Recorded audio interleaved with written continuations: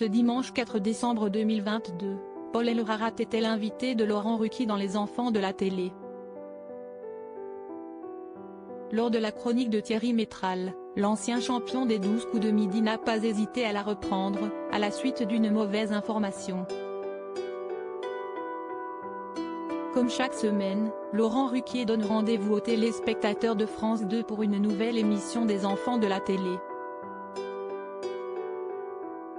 Tous les week-ends, il accueille de nouvelles personnalités pour vivre de nombreux moments hilarants. Et comme à chaque fois, les invités en prennent pour leur grade, avec des vidéos et images casseroles exceptionnelles. Depuis la rentrée 2021, un ancien membre emblématique de l'émission a fait son grand retour. Il s'agit de Thierry Métral, quelqu'un qui a débuté aux Enfants de la télé, il y a 25 ans. Il va revenir aujourd'hui, sur notre plateau, 25 ans plus tard. Certains ne se souviennent pas toujours de son nom, avait annoncé Laurent Ruquier. Pour le grand bonheur des téléspectateurs, Thierry Métral est présent chaque semaine pour décortiquer l'information, sous un angle humoristique. Ce dimanche 4 décembre, Laurent Ruquier accueillait Patrick Bruel, Julie Fuchs, Lisandro Cucci, Laurie Tillman et Paul Elrarat, l'ex-star des 12 coups de midi. D'ailleurs, ce dernier n'a pas hésité à se montrer toujours à l'affût de la moindre erreur.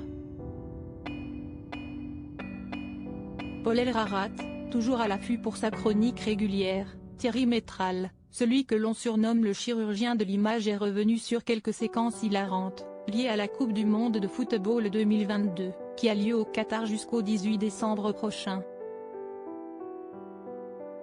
Dans le but de défier les invités de Laurent Ruquier, Thierry Métral leur a demandé de trouver des erreurs, dans plusieurs vidéos liées au sport. Mais quelques minutes seulement après avoir pris le temps de décrypter des images liées au mondial, le chroniqueur a finalement lancé un sujet sur le championnat du monde d'échecs.